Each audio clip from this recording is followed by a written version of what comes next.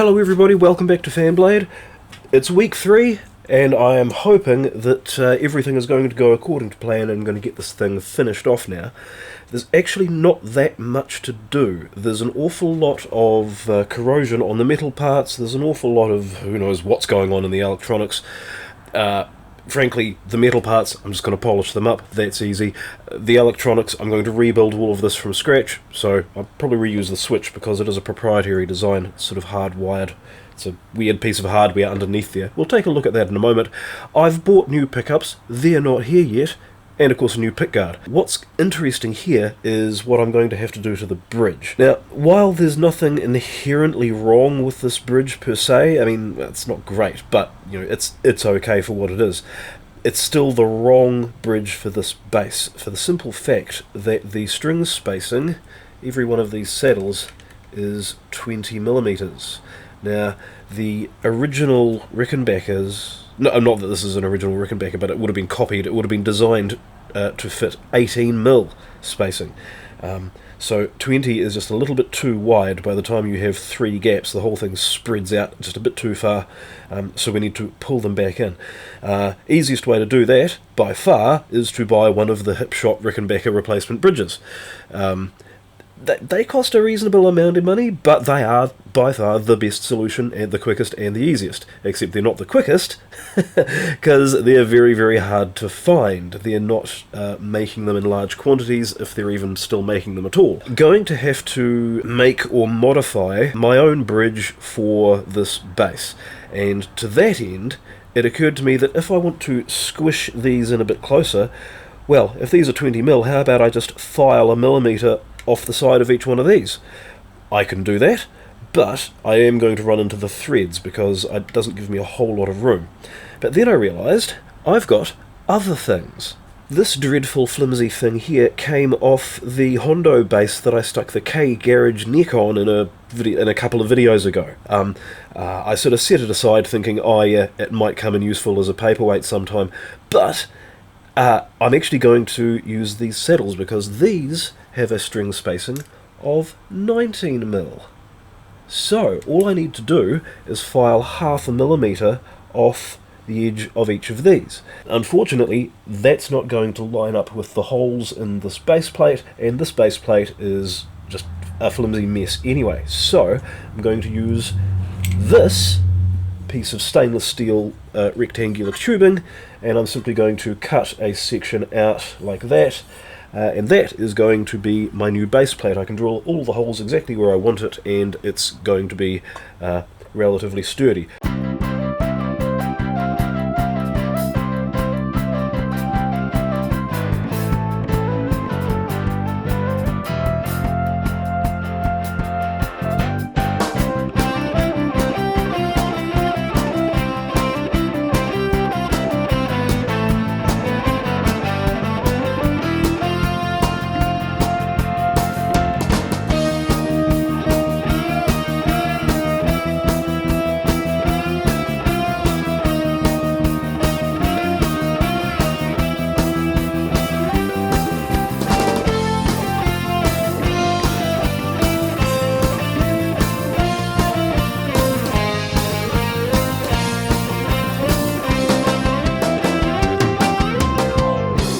Alright, that looks okay, that covers the hole, it'll land us exactly where we want to be scale length-wise. It is a little bit tall at the back, I might grind that down a little bit further. Before I do that, I want to mark out where the holes and everything are going to go for strings and screws. And before I work that out, I need to actually take the width of these saddles down just a touch. Just so I can line everything up and make sure I get everything in the right place before cutting this to its final height, and then polishing everything up, because at the moment it looks utterly ridiculous. But I promise this is going to look pretty flesh.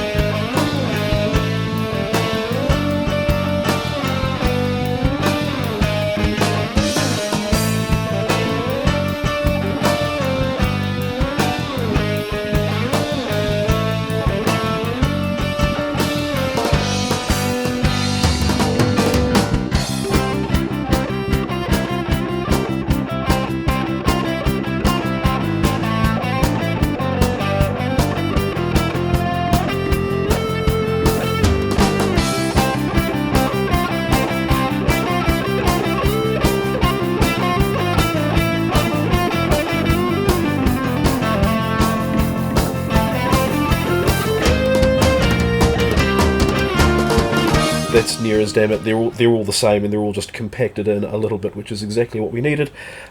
So that's retired. I'll put that in the bin with the rest of them. This is obviously not finished yet. There's going to be a lot of sanding out, smoothing the rough edges. I'll take the back off, probably grind 3 or 4 mil off the back of that. Unfortunately, it does need to be that size on the base to cover the hole, but that's alright. A Rickenbacker, just the design looks better with a lot of chrome in that area anyway, so by the time I polish out the stainless, that will look pretty good, I suppose. So, while I'm talking about polishing, have a look at this thing. That's a bridge pickup cover in dire need of some love. I'm going to have to pull this whole thing apart. I'm going to try and save this pickup, maybe not in this video, but there is a way to do it. I've got an idea. In the first video that I did on this base, we actually heard this pickup, and lots of people said it sounded pretty flash, so I am going to try and save this. Basically, I'm going to build a little enclosure for it and pot it in epoxy so that it stays stable with all its windings connected in the right place, we hope. It's not going to stay in this base, but it is going to stay a functioning item, which is good. However, what is going to stay on the base is the surround, because the base kind of needs that. Now, I would imagine that all I need to do to get that off is simply heat up this base plate, because it's aluminium. The magnet's not holding itself on, which is why they've had to glue it. The glue has obviously shifted over time. Yes, if I let that solder tag off and then just aim a heat gun at the base of this, that'll probably just drop off. Just like that. That's quite hot. That's warm. That's exactly what we wanted to see. There's little bits of adhesive and stuff on there. I can see windings. Oh man, it's not in a safe space, this thing. I'm going to very carefully find a safe place to put it before it gets wrecked, because if I leave it kicking around here, it will get destroyed, and we don't want that.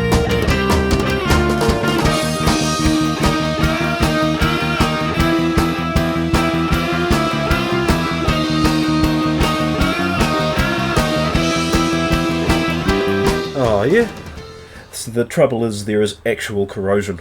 I would say that's enough of an improvement that I'm going to continue on with it. It's going to be a lot of work though. This piece is a real mess.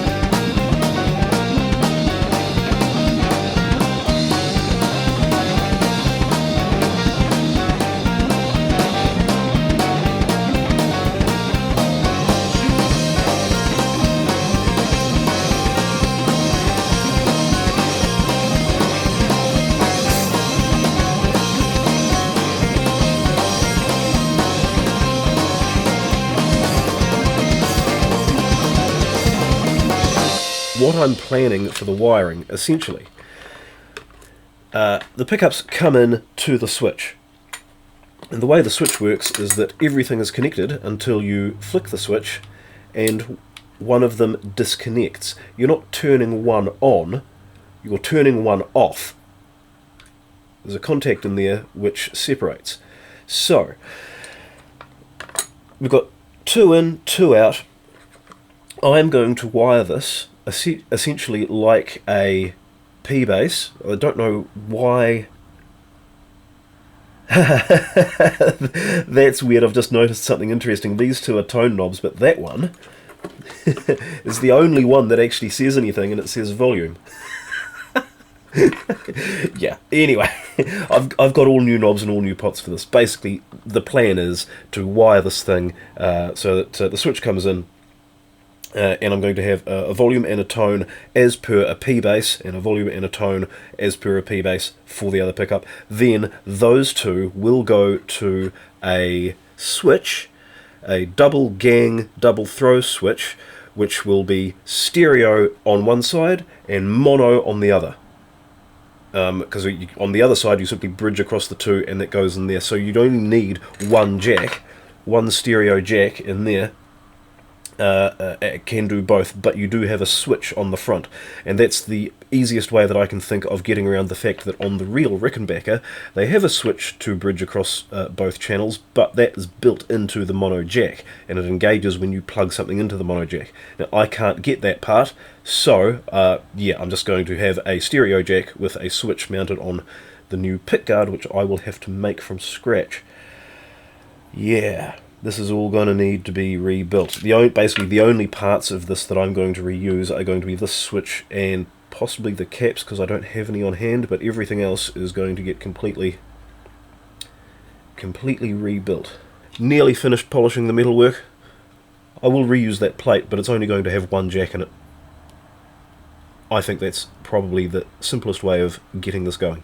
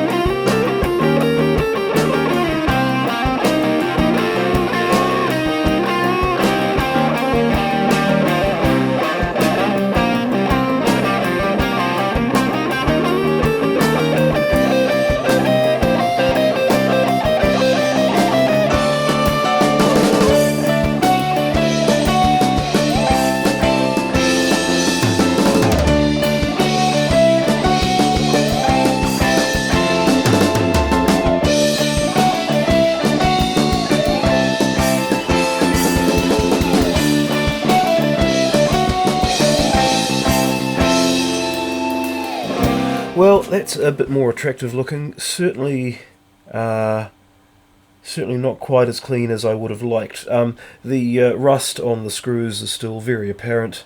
I was using this stuff, CRC 556. This is New Zealand's equivalent of WD-40. Says that it stops corrosion, attacks rusted parts. Well, maybe if you soak it for 24 hours. But as I say, this is only going to be a temporary bridge. I've decided it's not good enough to be a permanent fix. I want the hip shot. So until such time as I can get one, buy one, find one, acquire one, or Hipshot just send me one, please, this will have to do.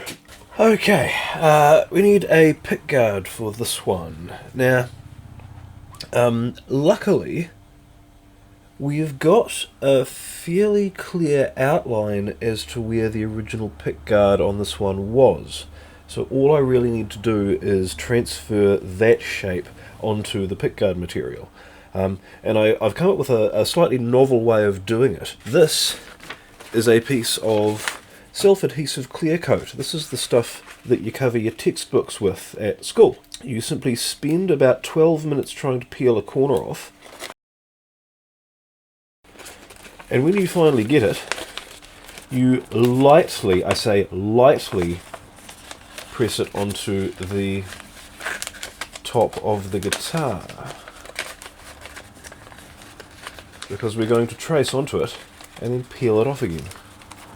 But it's got to go on flat and it's got to go on light, because you don't want to cause any damage to the instrument.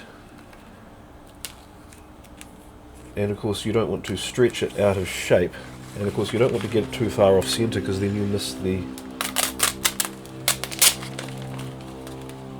the actual part of the thing that you're wanting to do. Okay, right.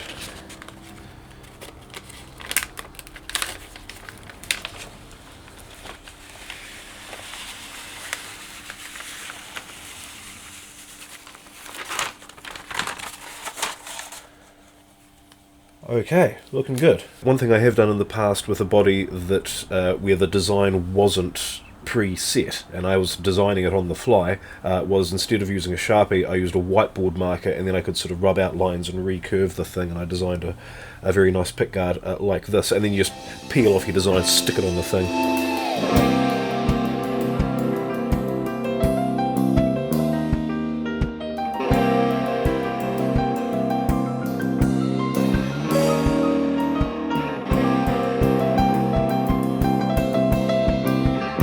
This also gives me a chance to pick up the holes for where the original pickguard was. I mean, and I'll just remind you, the pickguard that was on this thing was not the original pickguard. It was too small. That's why I'm not using it as a template. I'm tracing the original shape.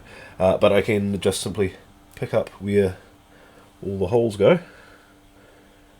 The question is, which ones were the original holes? I suspect it's probably the ones that are further down, because the new pickguard was smaller. So if they're those ones... yeah. I've gone back and forth in my mind as to what I want to actually make the pickguard out of, and I do have some white acrylic. I also have some clear acrylic. But I've kind of, for some reason, sort of got my heart set on tortoiseshell. Bear in mind, the pickups haven't arrived, and I have got some Damasio Model Ps in cream, which I was sort of planning for a different build, but I thought, I wonder if I could use them on this base with the tortoiseshell pickguard. I did a mock-up in Photoshop. It's a bold combination, I think you'll agree. So I'm going to save those for what they were originally intended for, but I still kind of like the idea of the tortoiseshell on here. I don't think I'm going to be happy with myself until I've tried it.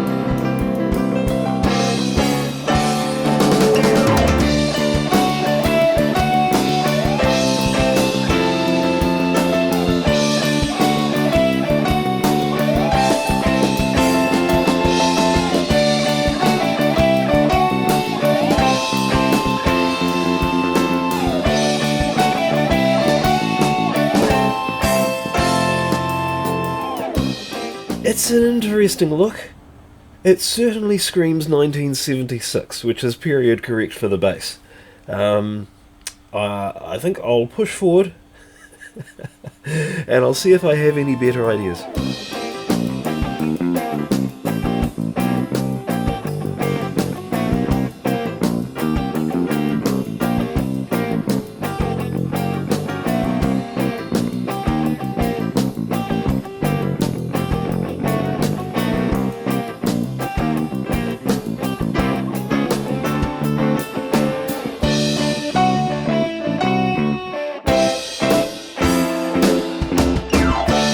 Now then, shielding. I am intending on putting single coil pickups in these. There will be no humbucking, therefore, shielding tape. Basically, I'm going to tape up this entire thing. I'm glad to see all the screw holes line up. Yeah, we're on the right track. We're doing okay. I need to sand that out.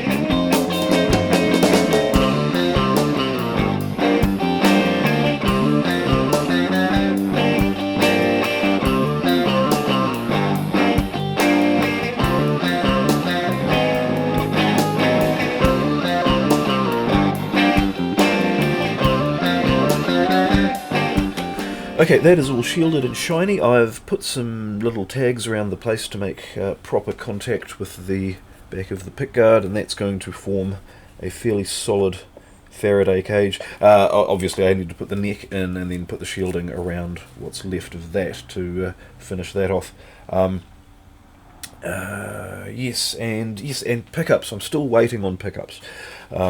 The suppliers sent my guy the wrong ones. I ordered the SCPB3, which is the single coil precision base 3, which is the quarter pounder model, and they sent the SPB3, which is the standard split coil quarter pounder model, not the single coil. So yeah, in the meantime I need to put the neck on, work out where the bridge is going to sit exactly so that I can drill some holes and get that attached. I can put the electronics together. I've just pulled the knobs out of their bag for the first time ever to see how they look, and they don't look too bad. They are labelled volume, volume and tone and tone. Of course a standard Rickenbacker has that configuration, volume, volume, tone, tone. I'm going to wire them all in, and while I'm doing a dry fit to see how it all looks, check that on there, and yeah, it really is starting to look like something. Let's carry on.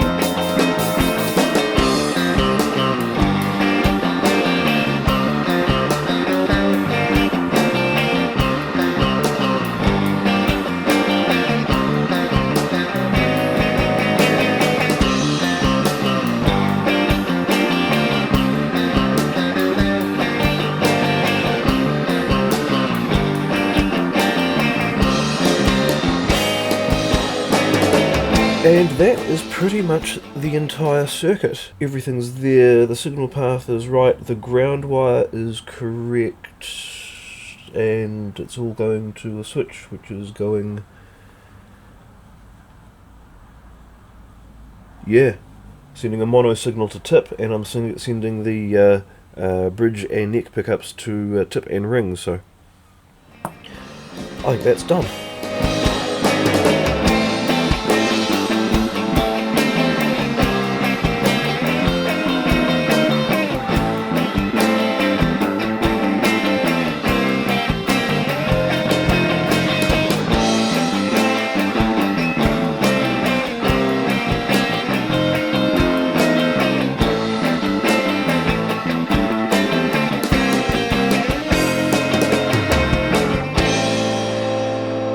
And just like that, we've reached the end of everything that I can really do to this base without the pickups arriving. I've spoken to the supplier. There's a few more days. I have toyed with the idea of putting these, and regular viewers will recognise the dodgy Hot Rails clones, which I've threatened to put in about 3 or 4 instruments over the years, but they're not going into this one. I've got much higher hopes for this thing sounding good. We have, however, covered an enormous amount of ground in this video, and I think it seems like a pretty good time to sign off. I will, of course, get the pickups in due course. I'll put them in and do all of this, and you'll get to see all of that next week. But for now, I just want to say thank you very much for watching, thank you very much for subscribing, and I will see you soon.